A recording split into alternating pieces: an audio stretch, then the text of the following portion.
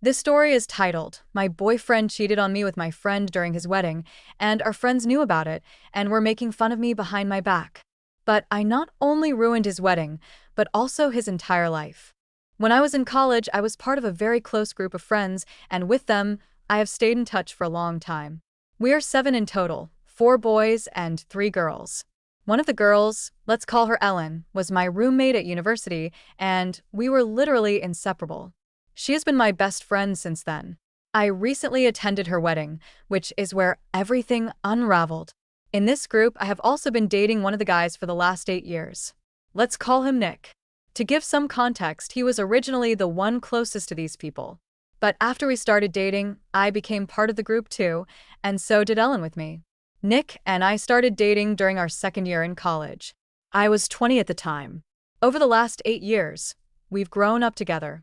We've had our ups and downs, but we always managed to overcome them. This last year, I've been talking to him about getting married, but he keeps saying that he's not ready yet. It seems very strange to me because we are both doing well in our careers, and we've even been living together for the last 4 years. I don't understand why getting married is so complicated for him. I value my professional life, but I also want to get married and start a family. Nick and I have been arguing a lot about this over the past few months. He thinks I'm rushing him, which doesn't make sense because we've been together for 8 years. He's also been saying that I need to focus more on my job, which also doesn't make sense because I earn more money than anyone else I know and have been running my father's office supplies company for the past 2 years. Many women are successful in their careers while being married and raising children. I'm ready to do the same. So I didn't think his excuse was valid. I felt like he was refusing to get married because he didn't want to commit to me, despite our 8 years together. I was very upset, and we had been fighting frequently about this issue in the past few months. Despite our problems, we hadn't ended the relationship because, at the end of the day, I thought we would always find our way back to each other. But I don't think that's the case anymore. At Ellen's wedding, I realized that Nick had probably been cheating on me for who knows how long. The worst part was that he had been cheating on me with my best friend, the bride herself. I found out a couple of days ago when I saw them for myself, kissing in the parking lot, in my car of all the places they could have chosen. Instead of confronting them at that moment, I decided to take a theatrical route and humiliate her publicly. To provide context, Nick and I had driven to the hotel where Ellen was getting married the day before the wedding. That night, we were supposed to attend the rehearsal dinner, but I was very tired from the trip. Also, I sometimes have very bad migraines, so I decided not to go. Later that night, my migraine got worse, and since I had forgotten my medications while packing, I had to go out and buy some. That's how I ended up in the parking lot. I didn't want to walk, and that's where I saw them in the middle of the act. I think I stood there for about 45 seconds. As soon as I understood what was happening in the car, I just turned around and started walking because I had no idea what to do with what I had just witnessed. I think they didn't see me because they were too busy with each other. By then, the rehearsal dinner was already over. So, I decided to go to one of my friends' rooms to at least talk to someone about what I had just witnessed, hoping that maybe they could comfort me and help me find the courage to face Ellen and Nick when they came back. But instead, when I got to the door of my friend's room, I heard a bunch of voices inside and realized that our group was gathered there. Coincidentally, they were already talking about Nick and Ellen. They weren't just talking about them, they were actually laughing behind my back about how naive I was about all this. So they knew. They had known all along and had been covering for both of them. The only other girl in the group, my friend Kate, even made a joke about how one day they would get caught sneaking around. She added that they had been hiding even during the wedding preparations. Apparently, they had even slept together when I left the engagement party early. Everyone found this very funny and commented on it matter-of-factly. So, I just walked away from the door. Luckily, they probably didn't realize I was there because everyone had had a little too much to drink. That day was one of the worst of my life, but even then, after going back to my room and crying for about 15 minutes, I decided not to let anything show. I had already started formulating my plan. I knew I was going to teach them a lesson they would never forget. When Nick finally came back to the room, I pretended that everything was normal, and we went to bed without talking about it. The next day, the day of the wedding, I greeted everyone as if nothing was wrong, and everything went well, until I decided to get up right before the ceremony started. In front of all the guests, I said I wanted to give a speech in honor of my friend.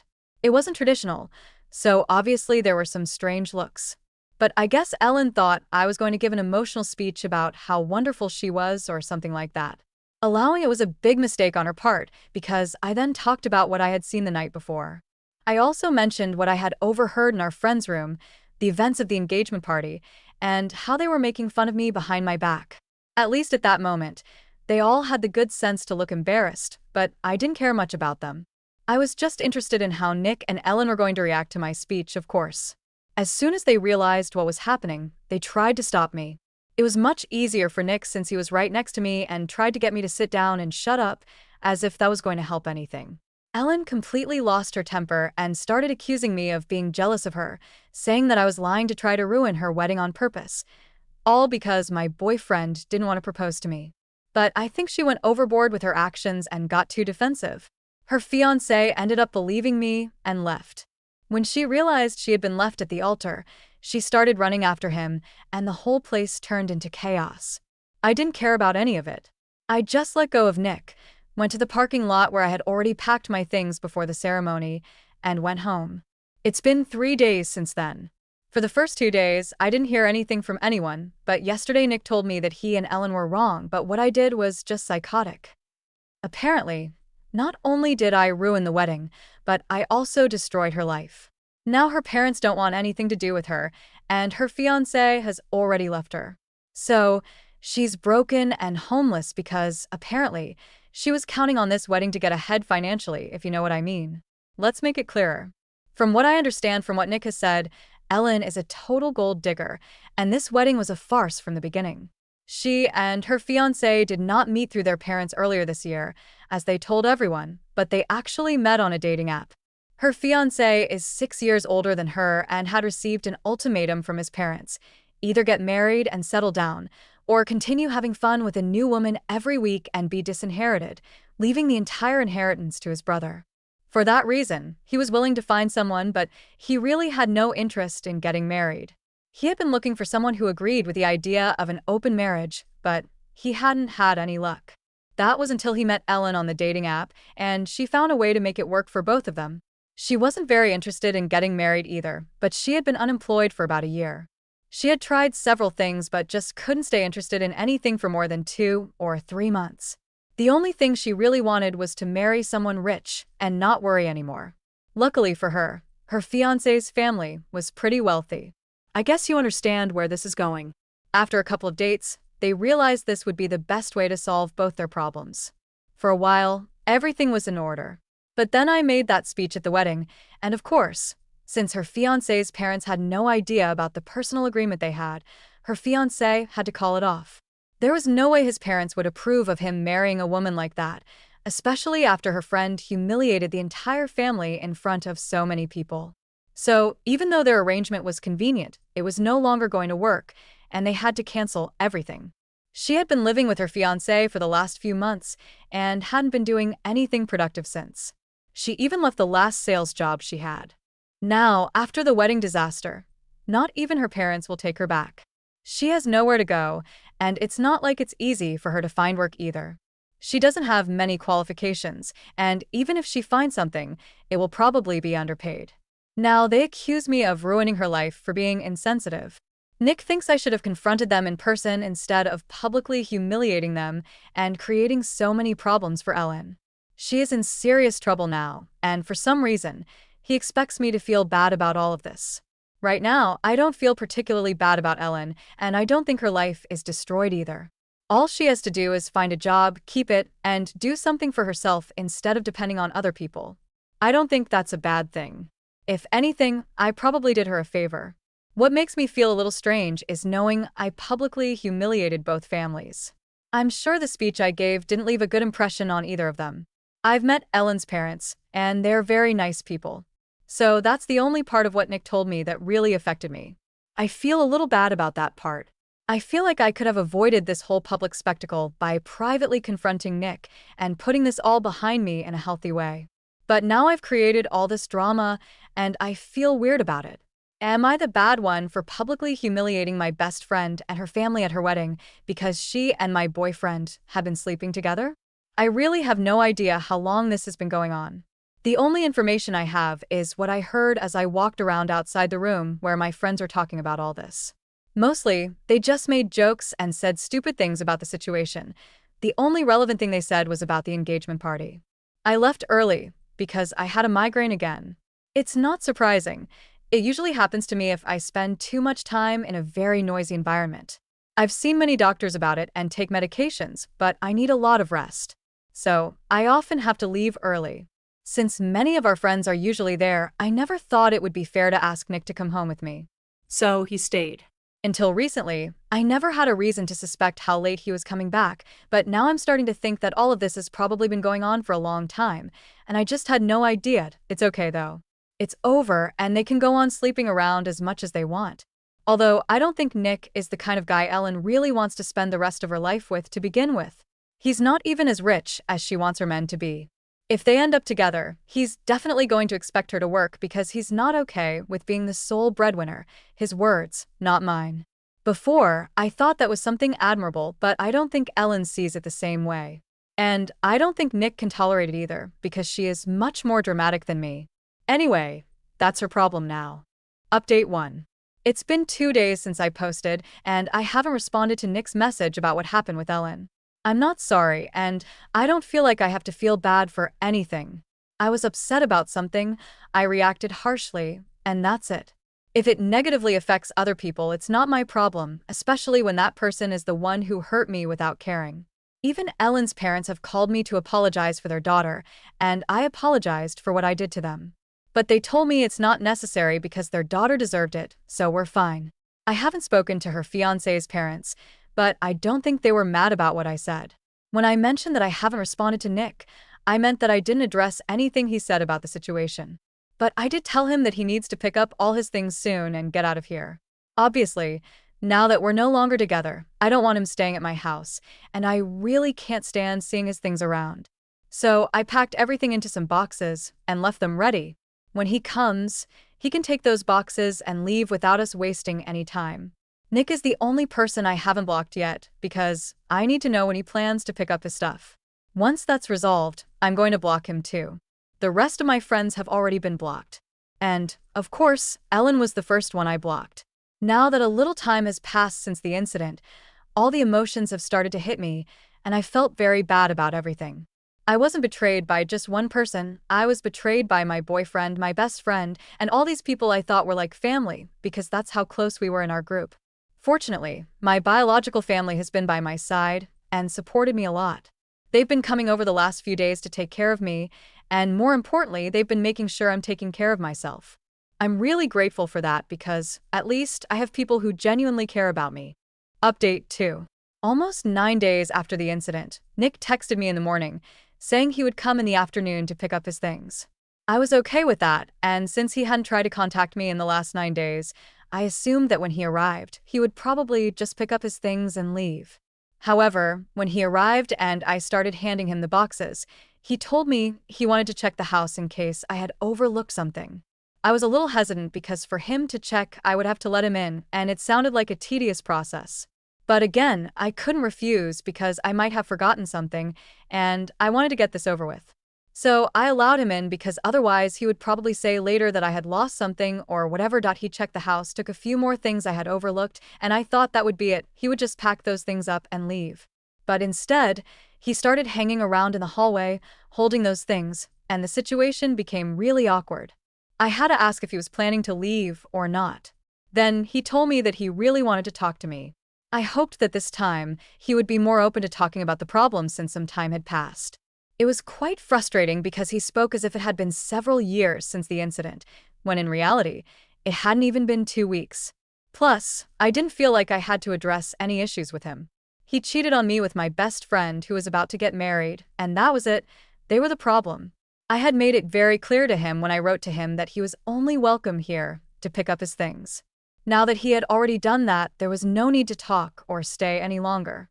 But he started arguing with me, telling me that even though he had cheated on me, it wasn't like I was completely perfect, and I needed to stop acting like everything was his fault. Until then, I had been civil with him, although I was getting more and more irritated. Finally, when he said that, I lost my patience. I started yelling at him because I couldn't believe he had the audacity to imply that some of this could have been my fault. I'm willing to admit that I'm not a perfect person by any means, but the way he said it made it clear that he was implying that somehow I had led him to cheat on me. Before he even started arguing, I already knew what he was going to say. As I mentioned in my original post, we had already had problems because I wanted to settle down, get married, and start a family soon, but he wasn't ready for it. I knew he was going to bring that up because I had been reflecting on it myself for a couple of days, albeit in a different way, as I was the victim. In his opinion, though, he was the real victim. He said he wasn't ready to commit, and since it was such an important thing, he thought it would have been a bad idea. The decision for him was that he wanted to live his life a little before getting married and starting a family. For the last 8 years, he had only been with me, and we had only done things thinking about each other. Apparently, he felt like he didn't even know who he was, which somehow, I suppose, was my fault. I couldn't believe he thought those were valid points. If he had such a problem committing to me, even after 8 years of a relationship, it was clear that we had very different opinions and wanted very different things in life. The only two ways to deal with that were to continue talking to reach a common agreement or simply break up. But he chose to deceive me to have the best of both worlds, doing whatever he wanted while keeping me as a second choice.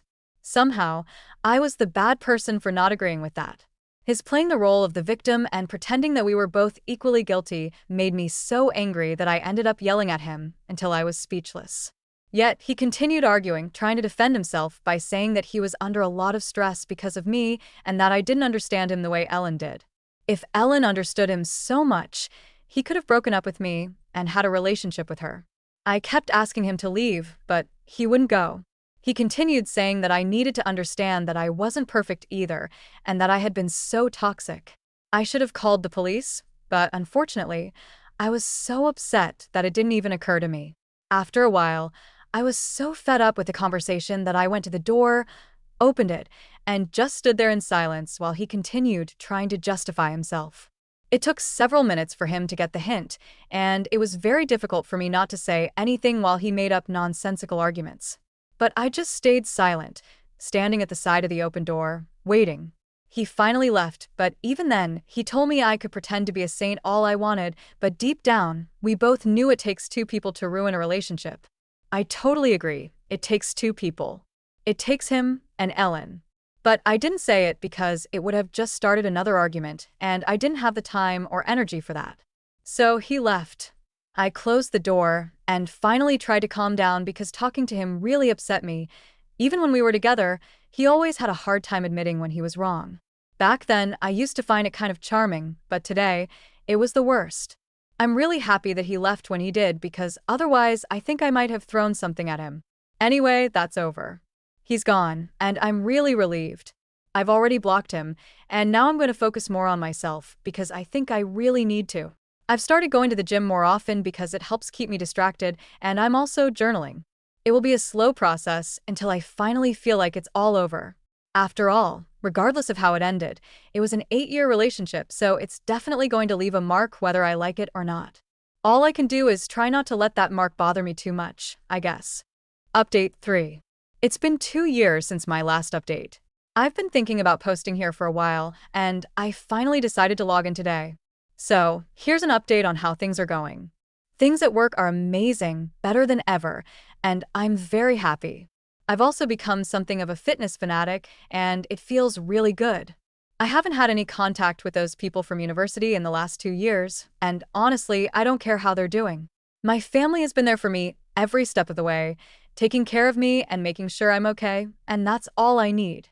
Now, I have very few friends, just a couple of people from school and a few coworkers. But at least they are good people who truly care about me. For the last few weeks, I've also been dating someone. Dating had been completely out of the question for me for the last year or more because I was still dealing with the trauma of my last relationship. But then, one of my friends introduced me to her cousin at her birthday party. He's very sweet, very kind, and I don't know why, but I was instantly attracted to him the first time we met. My friend set up a date for us, and we've been dating ever since. I told him everything about my last relationship and how long it lasted. I explained to him that I want to take things slow before getting serious, and he completely understands. He respects my boundaries and is so sweet that he even told me he's willing to wait because In his words, I seem like the perfect girl for him. We are also on the same page about marriage and children. He wants that as much as I do, and I believe I've finally found someone who's right for me. Not that we're thinking about those things yet, it's too soon, but it's good to talk about these things early so no one wastes their time. At least I am much happier than Nick and Ellen, who got married a couple of months after my last update. But they didn't even make their marriage last a year. They ended up divorcing within that same year. I found out through one of my old college acquaintances, who is a bit of a gossip. I can't say I feel bad for them since that would be a blatant lie. But yes, I hope this serves as a good lesson to them so they don't end up ruining other people's lives in the future, like they did with me. Even though they are horrible people, who knows? What's funny is that the relationship ended because Ellen had been unfaithful with another man from the group of friends. It doesn't surprise me. It doesn't surprise me at all. I wouldn't be surprised either if they made fun of Nick behind his back. They are toxic people, and seeing it from afar now, I'm actually okay with what happened. Because I'm very far from that toxicity, I can confidently say I feel I've truly moved past everything that happened. And yes, I am happy. Update 4. You may or may not remember me or my story, but I'm the woman who found out her boyfriend was cheating on her at her best friend's wedding. My last update was 4 years ago, so I imagine many of the people who read my story back then aren't around anymore. If you need a refresher or are curious about what happened, my earlier posts are still on my profile. Now, here's what's new. Ellen has remarried. This time, she seemed to have found a man who, on the surface, appeared wealthy, or at least wealthy enough to meet her expectations. It's odd to think about, considering my ex-boyfriend didn't exactly have much money, and yet she still chose to marry him. Unfortunately for Ellen, this second marriage turned out to be even shorter-lived than the first. Not long after the wedding, it came to light that her new husband wasn't as well off as he pretended to be. Everything, the fancy car, the luxurious property, the designer clothes, was an illusion. He'd been living well beyond his means, and beneath the facade was a mountain of debt. The truth came crashing down just after she said, "I do." Not only did Ellen face another divorce, but she also ended up inheriting some of his financial mess. Apparently, she tried to get the marriage annulled, but it didn't work out, so she had to go through the full divorce process. To make matters worse, he'd managed to put some debts in her name, leaving her to clean up the aftermath. But this update isn't just about Ellen, it's also about me and how my life has changed since those painful days. As for me, I'm in a completely different place now. In a few months, I'll be marrying my boyfriend of nearly 4 years. Thinking back to my original post, it's almost surreal to remember how heartbroken I was back then. But looking back, I realized that what felt like the worst moment of my life was the turning point that led me to where I am now, with the person I meant to be with. Planning the wedding has been a whirlwind, but it's the kind of busy that makes you smile. Everything feels like it's falling into place, and for the first time in a long time, my life just feels right. I'm not worried about things going wrong or getting too stressed. I'm just so happy. This is exactly where I'm supposed to be.